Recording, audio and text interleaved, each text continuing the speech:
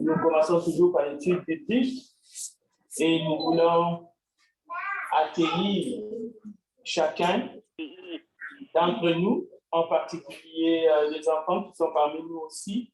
Et nous voulons aussi accueillir ceux qui sont loin, ceux qui sont dans les maisons, nos frères et sœurs, éparpillés à travers l'île de Montréal. Mais nous sommes tous unis à travers le service de Zoom. Et maintenant, nous allons commencer notre étude biblique de ce matin, avant l'étude d'adoration qui va commencer à 11h. Alors, prenez vos Bibles parce que nous allons méthodiquement essayer de scruter les écouter.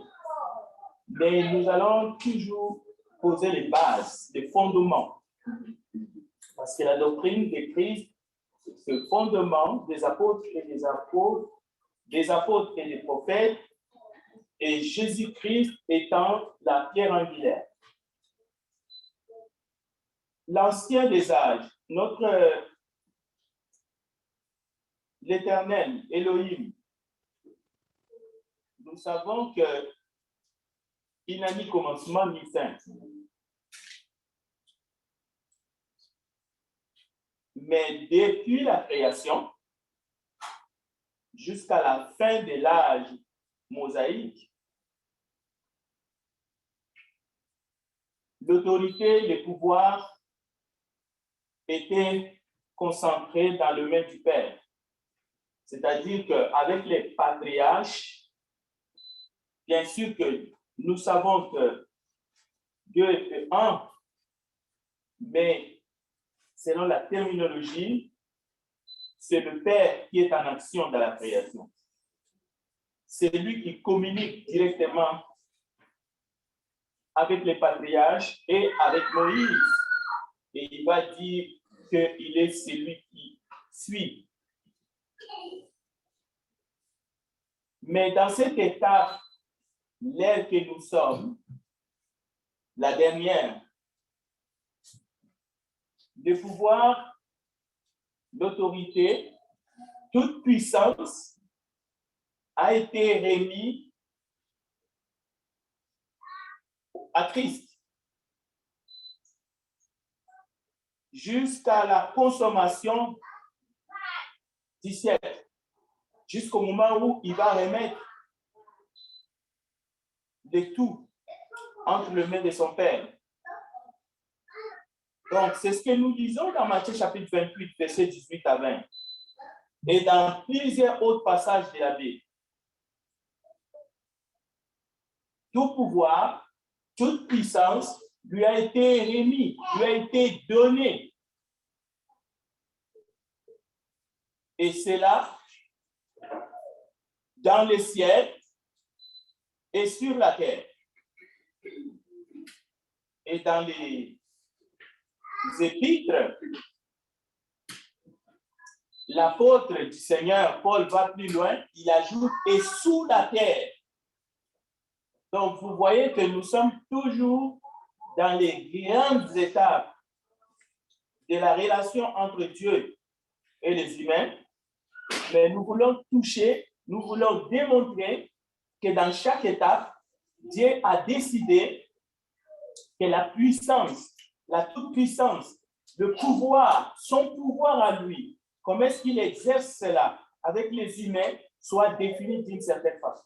Alors nous sommes dans l'ère chrétienne, dans l'étape où c'est lui qui agit, qui a toute autorité, qui a tout pouvoir, qui a le bâton de commandement. C'est lui qui a dit aux disciples, allez-y, faites ceci, faites cela, en mon nom. C'est le Christ. C'est le Fils de Dieu, c'est Jésus-Christ. Nous devrions garder cela dans la tête. Nous ne devons pas tomber dans l'usurpation de pouvoir ou dans le mélange que les autres font. Parce que lorsqu'on mélange, on sort de la doctrine. On est confus, on est dans la confusion. On n'a pas l'esprit de Dieu. Donc, le titre de l'étude de ce matin est tiré dans Luc chapitre 1, verset 34 à 38. J'aimerais qu'un frère ou une sœur qui a trouvé les textes puisse nous lire pour que nous puissions tirer les titres de l'étude de ce matin. Et le titre, c'est « Car rien n'est impossible à Dieu ». La terminologie Dieu, je préfère l'éternel, parce que ça a été modifié avec le temps. Dieu, ça ne veut pas dire grand-chose, même si c'est en français. Mais le vrai terme, si on va en hébreu, on va trouver Elohim. C'est mieux, d'ailleurs, c'est plus réel. Donc, rien n'est impossible à Elohim. Rien n'est impossible au Créateur. Lisons Luc chapitre 1, verset 34 à 38, s'il vous plaît. Nous allons démontrer ça dans les Écritures à travers les 3 étapes, rapidement, et nous allons apprendre quelque chose parce que ça va répondre à plusieurs questions.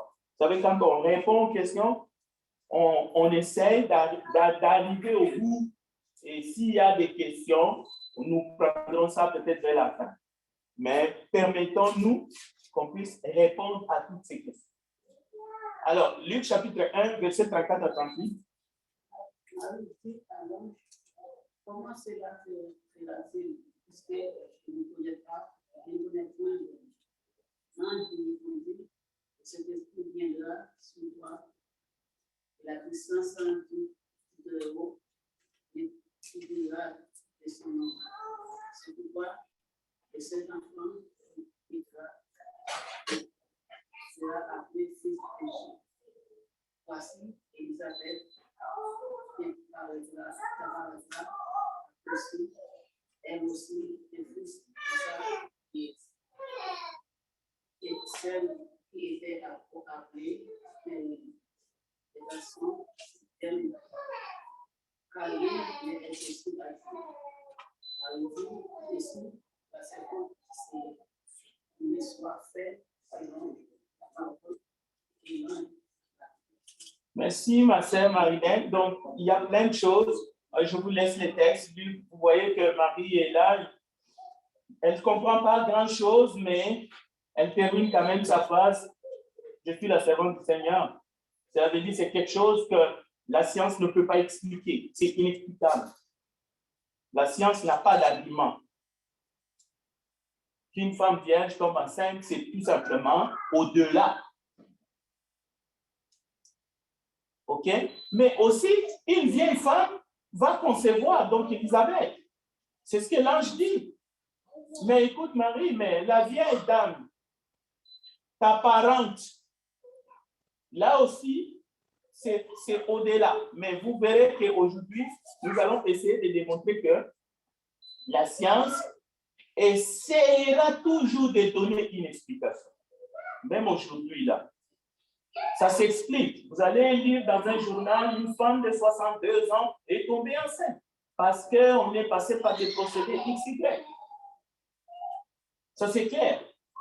Mais ici, dans la parole de Dieu, ce n'est pas quelque chose parce que les titres même de l'étude, car rien n'est impossible à Elohim. Mais pourquoi? Il est le Créateur. Ça s'arrête là. Il est le Créateur. Il nous a créés. Donc, voilà pourquoi nous avons intitulé l'étude « Car rien n'est impossible à l'Éternel ». Maintenant, actualité oblige, nous allons quand même rappeler certains faits, pas dans le but, mais dans le but de partager, mais aussi dans le but de prier. Parce que c'est ça le rôle de l'Église aussi. Le rôle de l'Église, ce n'est pas seulement de faire du social. Le rôle de l'Église, c'est d'abord de prêcher la bonne nouvelle pour les amis des âmes. Mais après, le rôle de l'Église, c'est d'être là aussi comme intercesseur. C'est-à-dire intercéder, intervenir, prier, supplier, compatir avec ceux qui souffrent. Mais assister aussi ceux qui sont dans le besoin, le faible. Défendre la sainte doctrine. Défendre la sainte doctrine ne signifie pas obliger quelqu'un à croire à nos convictions personnelles. Non. Défendre la sainte doctrine, c'est défendre les Écritures. Par les Écritures, avec l'aide du Saint-Esprit. Ça ne veut pas dire autre chose. Ne me suivez pas si vous n'êtes pas convaincu par les Écritures. Gardez votre opinion. Mais la doctrine, c'est les Écritures inspirées et nous devons rester demeurés dans la vérité. Cela veut dire vérifier par vous-même, comme les chrétiens devraient. Mais si vous n'avez pas assez d'informations, vous voulez vous faire une conviction, cette conviction est erronée. Fouillez dans la Bible. N'allez pas fouiller dans les poubelles. N'allez pas fouiller dans les théorèmes, dans les théories du monde, mais dans les Écritures. Parce que si vous sortez dans les Écritures, c'est fini, vous n'avez plus Dieu. L'actualité n'est pas bonne. En Wallonie, en Belgique, la situation est catastrophique depuis le 16 juillet 2021. Des inondations ont surpris le peuple, la population. Malgré le bulletin météorologique, en Allemagne et en Belgique, c'est une tragédie. Maintenant, ça s'alourdit, mais plus de 120 morts et plus de 1300 personnes disparues. Des villages engloutis.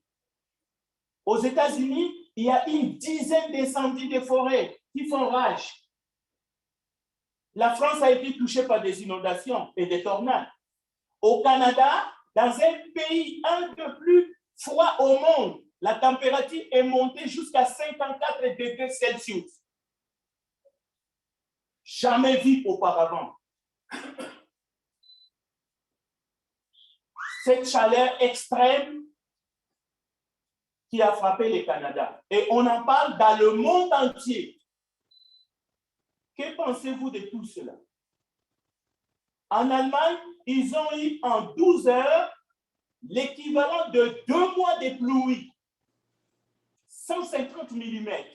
Et c'est venu vite. Les gens ont été surpris.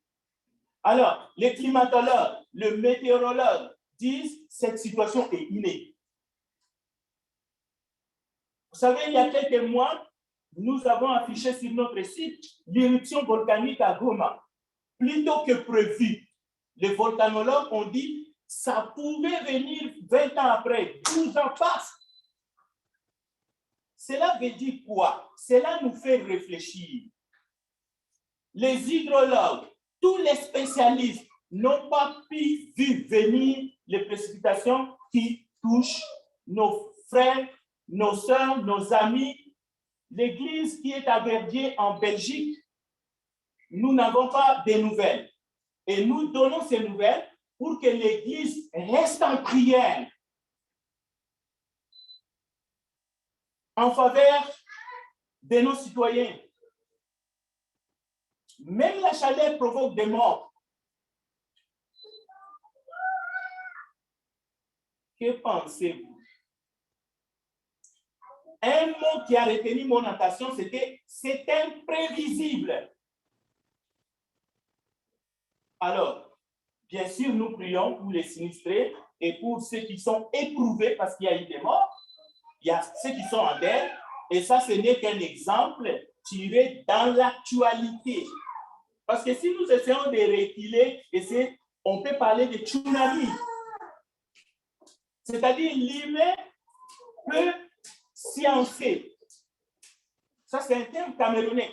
C'est-à-dire l'humain peut faire de la science. Il peut prévoir, il peut essayer de prévoir, de prévenir les catastrophes. Mais souvent, quand ça arrive, les scientifiques se plaignent. Vous ne nous écoutez pas. Vous ne faites pas assez de prévention. Ça, c'est les scientifiques. Et ils ont raison. La chancelière allemande, Angela Merkel, avait dit « Je crains que nous ne voyions toute l'étendue de la catastrophe que dans les prochains jours. » Maintenant, la question est, pour nous les enfants de Dieu, si ces choses qui frappent le monde, que certains explique par des prophéties qui devaient se réaliser au dernier temps. Je dis bien certains, à tort ou à raison.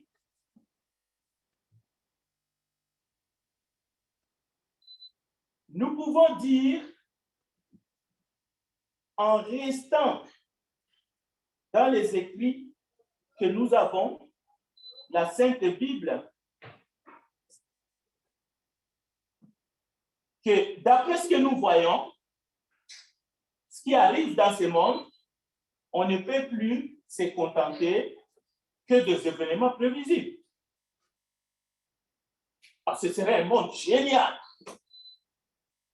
L'humain est arrivé à tout prévoir ce qui va arriver. L'humain a tellement dompté ce monde, alors que Dieu lui a dit cultiver seulement, n'allez pas trop loin, cultiver. Donnez les noms aux animaux. Mais l'humain est allé là où il a voulu. Et tant mieux. Mais on ne peut pas se contenter que des événements prévisibles. Il y a des choses hors saison. Maintenant, ça arrive. Nous sommes au mois de juillet. Les tornades, on les attend dans certaines zones, mais au mois d'août, mois de septembre. Oui, on parle de changement climatique. Mais aujourd'hui, en Allemagne, on est en train de dire c'est l'une des pires catastrophes météorologiques de l'histoire en Allemagne, en Cologne.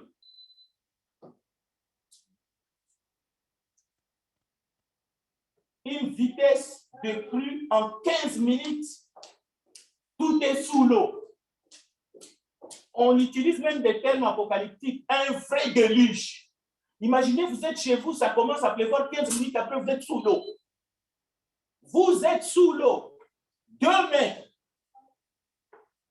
Mais si vous n'utilisez pas les termes apocalyptiques, qu'est-ce que vous allez dire? Parce que vous êtes sous l'eau, vous, vos enfants, tout le monde est sous l'eau et vous essayez de trouver le moyen de vous en sortir. Si vous ne savez pas nager, vous coulez. Chez vous, à la main. Alors, prions. Prions. La terre s'est effondrée. Vous roulez, tout d'un coup, passe. La terre cède. Vous êtes nulle part. Vous faites une chute libre, je ne sais pas de combien de mètres, parce que la route vient de céder. Mais qu'est-ce que vous allez dire? Les scientifiques n'ont pas fait leur boulot. La météo vous a trompé, vous n'auriez pas pu sortir de chez vous.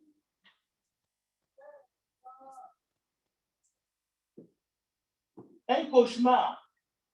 La Suisse, des grandes villes comme Vienne et Berne, les habitants sont sous l'eau, avec des dégâts énormes. Les assurances ne savent même plus. D'ailleurs, écoutez, un pays comme la Belgique, un pays comme la Suisse, les assurances sont au bout. Ils ne répondent plus, hein?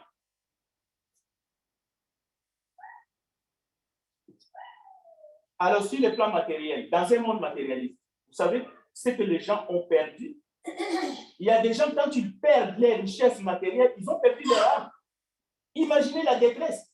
Quelqu'un qui est juste pieds nus, dehors, avec son sous-vêtement, tout est parti.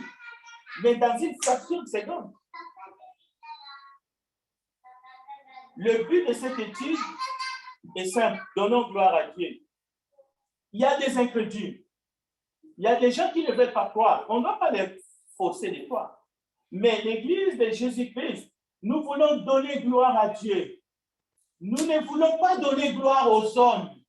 Nous apprécions les hommes et ce que les hommes sont capables de faire en bien. Mais nous donnons toute la gloire à Dieu et à Dieu seul.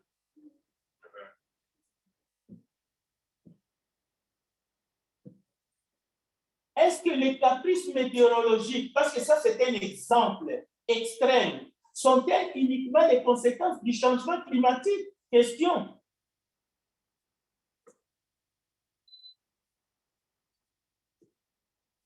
Ou il y a d'autres causes beaucoup plus profondes. Par exemple, les comportements de l'homme. L'homme vit dans le péché, et cela depuis Adam. Alors, il est en train de récolter ce qu'il a sémé. Parce qu'il faut expliquer les causes. des dérèglements climatiques. Si on est honnête,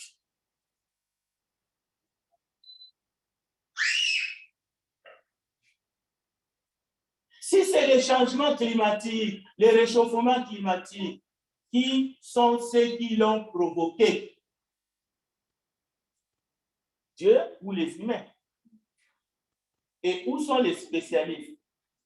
Bon, je disais tout à l'heure que les scientifiques parfois se plaignent. Nous vous donnons des préventions, mais vous ne les suivez pas. Et nous vous donnons des signaux. On n'investit pas beaucoup dans la prévention. On s'en occupe de moins en moins. Mais voyons ce que Jésus dit. Dans la prédication de l'Évangile, la bonne nouvelle pour nous préparer d'entrer dans une nouvelle ère, parce que celle-ci est la dernière. L'Évangile est prêché. Dans Matthieu chapitre 11, il est dit car tous les prophètes et la loi ont prophétisé jusqu'à Jean. Et si vous voulez les comprendre, c'est lui qui est l'Élie qui devait venir. Et le verset 15, Matthieu chapitre 11, verset 15, écoutez, c'est simple, c'est beau que celui qui a des oreilles pour entendre, attendre. Ce n'est pas compliqué. Ici, on parle de l'Évangile, on parle de la bonne nouvelle de Jésus-Christ. Mais quelquefois, Jésus disait à certaines villes, par exemple au verset 21, toujours de Matthieu 11, malheur à toi, Chorazin, Bethsaïda, car si les miracles qui ont été faits au milieu de vous avaient été faits dans Tyr et dans Sidon, il y a longtemps qu'elles se seraient repenties en prenant les sacs et la cendre. Il est question ici des miracles, car rien n'était possible à Dieu. Aujourd'hui, on veut expliquer scientifiquement tout ce que Dieu a fait. Non. Chorazin avait besoin seulement de voir le miracle qui était fait et de se repentir de ses péchés. Ça a l'air que Jésus-Christ est en train de se plaindre contre les villes. Mais il ne se plaint pas. Il supplie. Il exhorte. Et aujourd'hui, nous parlons de la foi et nous sommes devenus comme des fous des Gadaréniens. Où est la foi dans notre siècle présent? Mais la foi en Dieu qui paie tout et qui veut nous sauver, mais par la prédication de l'Évangile. Écoutez, au verset 22, Jésus continue. C'est pourquoi je vous le dis, au jour du jugement, Tyr et Sidon seront traités moins rigoureusement que vous. Et toi,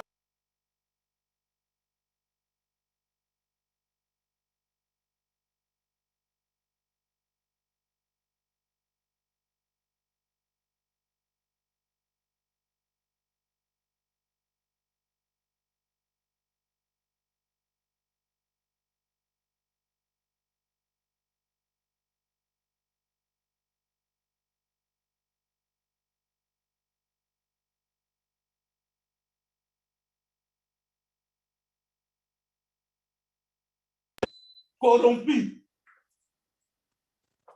On veut donner gloire à l'homme, mais on doute du Dieu Tout-Puissant qui nous a créés, qui nous a donné même les cerveaux avec lesquels nous réfléchissons. C'est son œuvre.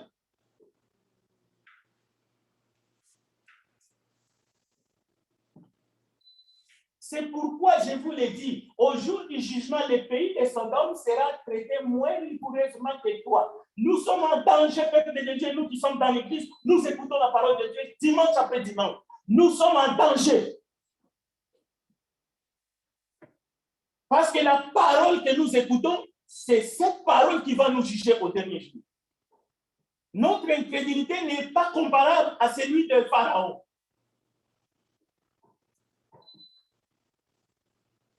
Et Jésus continue au verset 27, toujours de Matthieu 11, « Toutes choses m'ont été données par mon Père, et personne ne connaît le Fils si ce n'est le Père. Personne non plus ne connaît le Père si ce n'est le Fils, et celui à qui le Fils veut les révéler. » Jésus s'est révélé, Jésus nous a révélé le Père, Jésus nous a laissé sa parole, et sa parole est la vérité. Il a dit, si vous demeurez dans ma parole, et que ma parole demeure en vous, vous serez mes disciples. Vous connaîtrez la vérité et la vérité vous affranchira. Les gens veulent être affranchis par autre chose que par la parole de Dieu, mais la parole pure.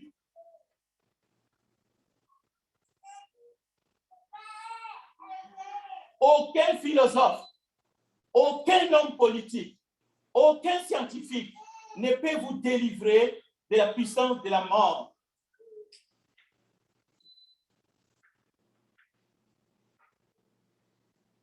Jamais le monde ne vous encouragera à suivre les voies de Dieu. Jamais. Surtout pas dans ce siècle présent. Parce que nous regardons au siècle à venir. Si nous nous intéressons au siècle à venir, et si réellement nous discernons les choses de Dieu, grâce à l'Esprit de Dieu, si nous faisons la différence entre ce qui est vil et ce qui est bon, alors nous serons agréables à Dieu. Le siècle présent ne nous influencera pas. Nous n'allons pas marcher avec l'esprit du monde, mais l'esprit qui vient de Dieu, afin que nous connaissions les choses que le Père nous a données par sa grâce. Je vous donne le texte, 1 Corinthiens chapitre 2, verset 12. Il y a des choses que le Père nous a données par sa grâce, que lorsque nous venons pour adorer Dieu, nous voulons connaître ces choses. Et ce n'est pas la prédication de la parole de Dieu. Alors, enfants de Dieu, ne soyez pas distraits. Il y a trop de choses qui se passent dans ce monde. Les gens sont dans la confusion.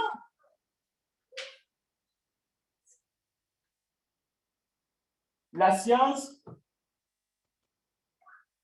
a sûrement apporté du progrès dans les différentes civilisations. Mais la science tente d'expliquer la traversée de la mer Rouge. Si vous fréquentez les bibliothèques, vous allez voir ce que je vous déclare. Ils disent que c'est un phénomène naturel qui aurait pu ouvrir la mer devant les Hébreux. Voilà l'intelligence artificielle de l'homme impie qui veut expliquer à sa façon ce qui ne peut être expliqué que par la puissance de Dieu. Combien sont tentés de suivre cette voie aujourd'hui? Et ils se disent chrétiens. Non, ils ne sont pas chrétiens.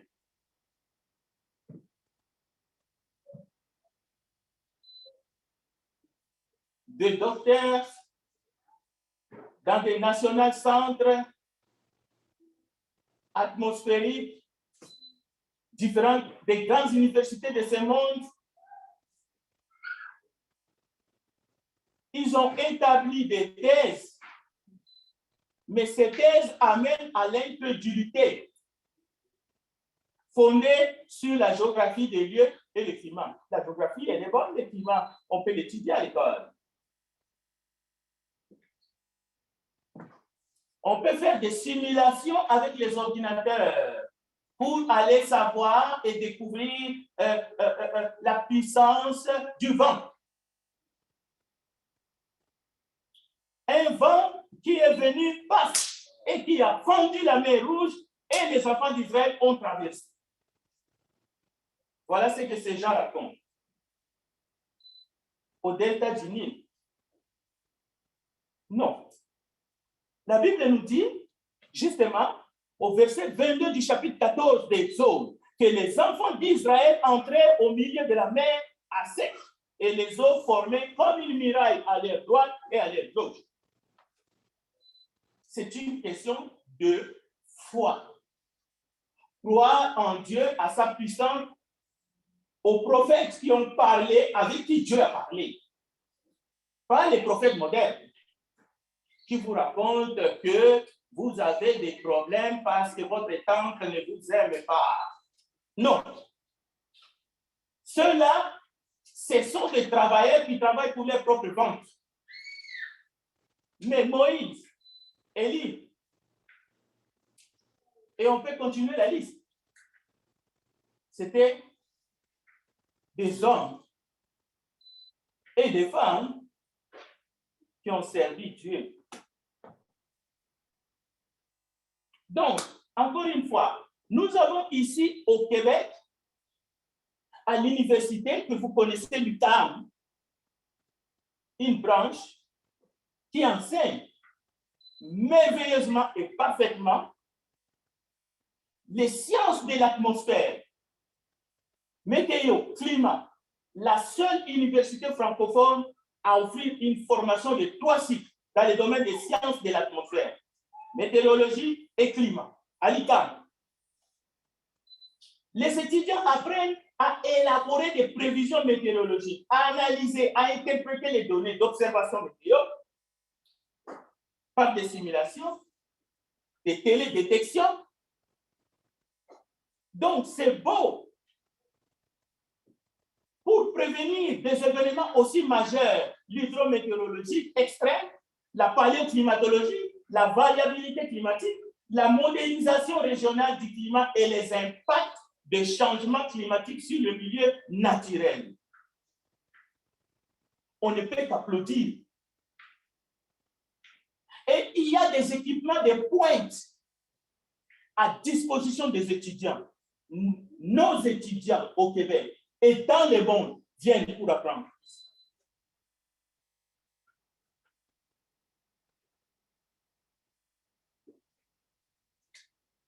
Département des sciences de la Terre et de l'atmosphère. Maintenant, écoutez bien. Ouvrez bien vos Bibles. Hein. Je vais vous donner des textes bibliques. Je vais les lire devant vous. Jean chapitre 3, verset 8. C'est mon premier texte. Écoutez bien. Écoutez et n'analysez pas, parce que ça ne vous servira à rien. C'est Jésus qui parle. Mais si vous écoutez avec un cœur docile, vous pouvez apprendre quelque chose de la part d'un Dieu tout-puissant qui peut tout. Au fait, nous lui sommes redevables. Jean chapitre 3, verset 8. Les vents soufflent où ils veulent et tu attends les bruits, mais tu ne sais d'où il vient ni où il va. Il en est ainsi de tout homme qui est né de l'esprit.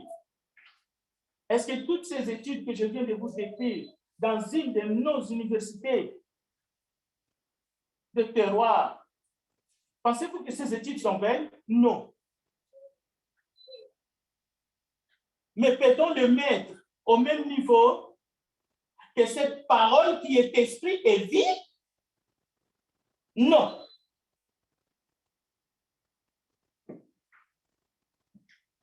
Le vent souffle et où il veut et tu en attends le bruit, mais tu ne sais d'où il vient ni où il va.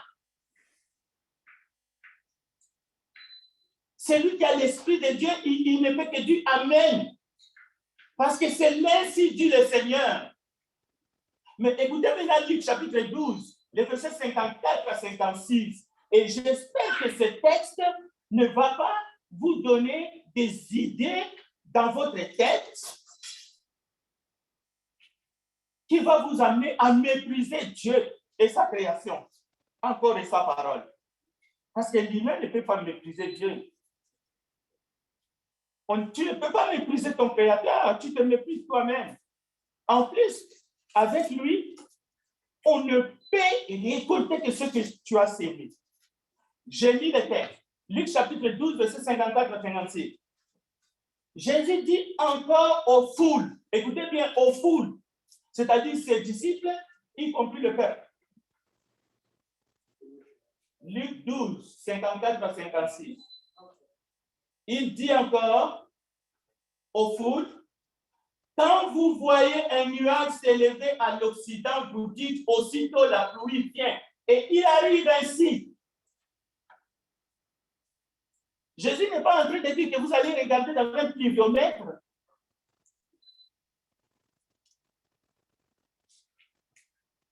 Jésus ne dit pas ici que celui qui va regarder, il y a un groupe capable de le faire et un autre ne sera pas capable de le faire. Ça, c'est la sagesse divine. Quand vous voyez un nuage s'élever à l'Occident, vous dites aussitôt la pluie vient. Et il arrive ainsi. Le verset 55. Et quand vous voyez souffler le vent du midi, vous dites qu'il fera chaud. Et cela arrive. Verset 56. Hypocrite. Vous savez discerner l'aspect de la terre et du ciel. Comment ne discernez-vous pas ces temps-ci? Bon, maintenant, ici, est-ce que c'est un sujet de débat? Est-ce que Jésus parle ici des climatologues, des météorologues, de tous ces mondes-là qui sont allés étudier, multiplier leurs talents pour être au service de la société? Non, c'est bon. Tout ça, c'est bon. Mais Dieu, il a fait les choses simples. C'est là que nous, les enfants de Dieu, nous devons donner toute la gloire à Dieu. Parce qu'il y a des choses qu'il a fait pour nous, c'est tellement bon. Maintenant, libre à vous. C'est pour cela qu'il y a des gens qui ont étudié la Bible, mais de manière scientifique. Et au bout, ils sont arrivés à rien. Ils sont perdus, au fait. Parce que tu ne peux pas t'approcher de la parole de Dieu scientifiquement, aller dans des conciles, aller dans des, je ne sais pas moi quoi. Prendre des décisions là où Dieu n'a pas pris de décision. C'est quoi cette affaire? La seule conférence, c'est la conférence à l'an 50, après Jésus-Christ à Jérusalem. Mais ces autres conférences ont été peut-être utiles, mais les résultats n'est pas inspirés, comme la parole de Dieu est inspirée, utile pour enseigner, pour corriger, pour convaincre, pour instruire. La conférence de l'année 50, les disciples étaient là, les apôtres. Nous avons les textes dans les actes des apôtres. C'est inspiré par le Saint-Esprit. Cela ne veut pas dire que n'importe qui, il mange son riz et puis il appelle les gens, il s'assoit, il sort un truc. C'était comme si nous allons les prendre au même niveau que la parole de Dieu inspirée. Ça, c'est de l'humanisme, ce que les gens peuvent faire. Quelqu'un reste chez lui, il écrit un dictionnaire biblique ou bien un commentaire biblique. Vous voulez faire quoi avec ça? Vous voulez donner à ces commentaires bibliques?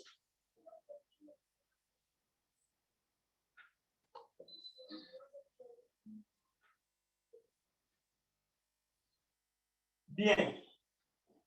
Nous vivons dans un monde d'illusions. Et nous devons sortir de l'illusion. La parole de Dieu, ce n'est pas une question d'illusion. L'illusion des richesses matérielles. Je suis riche. Alors qu'on est pauvre, spirituellement, nu, aveugle. L'illusion d'amour dans les couples. Au lieu que l'amour soit naturel, comme Dieu l'a voulu, on se complique, on se mélange les pinceaux, on se trompe. L'un l'autre, on se compte des mensonges et on se dit on s'aime. L'illusion.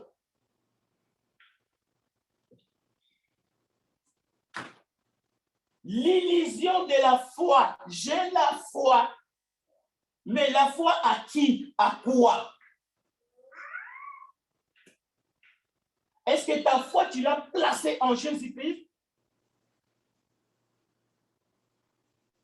Lui qui a tout pouvoir, toute puissance dans les cieux et sur la terre, il est capable de monter au ciel. Ses disciples le voyaient monter. C'est contraire à la loi de la pesanteur.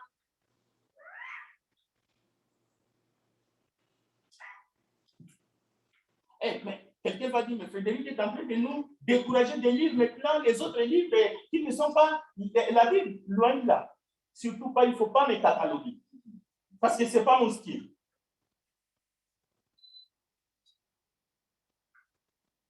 Écoutez, la foi sans la crainte de Dieu, c'est une illusion.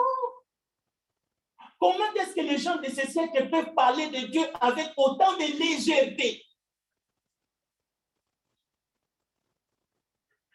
Peut-être que Zacharie voulait, peut-être que Marie, oui, elle ne comprenait pas. Et Zacharie a fait la même chose.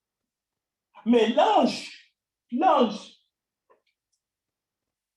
car rien n'est impossible à Dieu. Et nous le disons tous ici, tout est possible à celui qui croit. Ça, on aime. On aime ça, tout est possible à celui qui croit. Parce que nous voulons paraître des gens qui ont la foi. Nous allons briser tous les murs, ainsi de suite. Tout est possible à celui qui croit, parce que c'est toi. Mais rien n'est impossible à Dieu. Et si rien n'était pas impossible à Dieu, comment est-ce que tout sera possible à celui qui croit?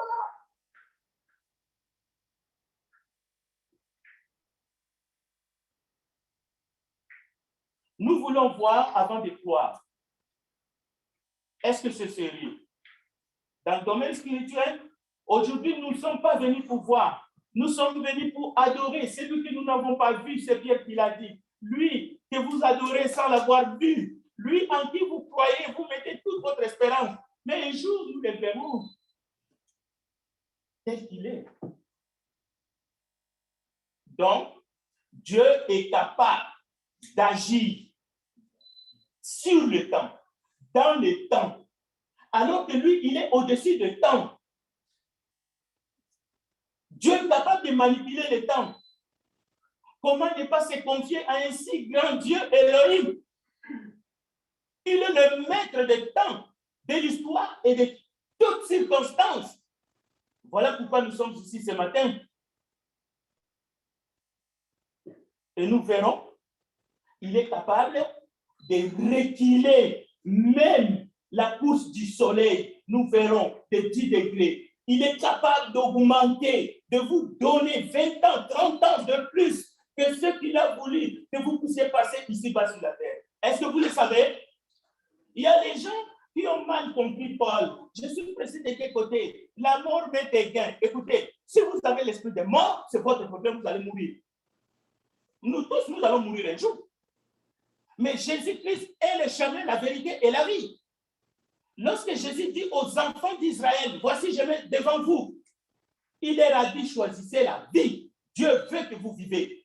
Et cette vie-là est dans tous les sens de terre. Cela veut dire que nous pouvons demander à Dieu comme Ézéchias a demandé. On lui a dit, prépare-toi, tu vas mourir. Il dit non. Non, souviens-toi. Combien il a reçu? 15 ans de plus. Alors, vous devez prier convenablement. Nous ne pouvons pas fuir la mort. Mais nous ne pouvons pas adresser des prières complètement. D'un, fausse espérance. Jésus-Christ est le prince de la vie. Et dans tous les sens du terme. Voilà pourquoi un bon chrétien, il est pro-vie. Pas pro-vie pour aller détruire des cliniques des gens. Non, ça c'est du n'importe quoi. Mais vous devez aimer la vie. Si vous êtes déprimé, bon, continuez. Si vous ne voulez pas relever la tête, vous vivez maintenant, c'est la pandémie qui vous dit ce que vous devez penser.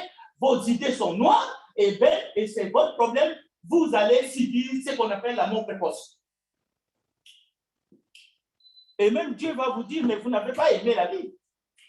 Qu'est-ce que vous avez fait pendant les laps de temps que je vous ai donné alors que vous étiez sur la terre? Vous n'étiez que en train de penser à votre petite vie. Et quand les choses n'allaient pas, tu étais quoi? Comment?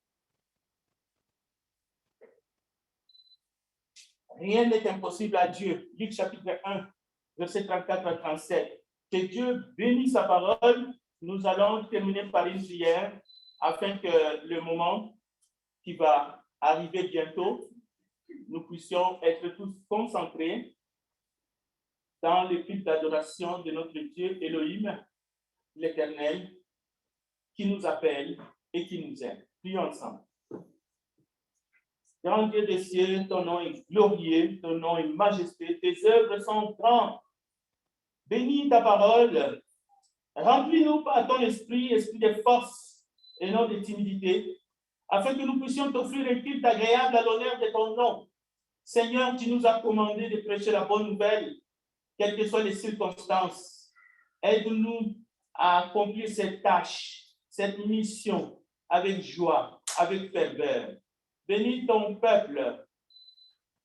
Nous remettons ce culte qui va commencer entre tes mains. Conduis-nous dans toute la vérité. Au nom de Jésus-Christ, nous avons ainsi prié. Amen. Amen. Et Dieu bénisse sa parole. Amen.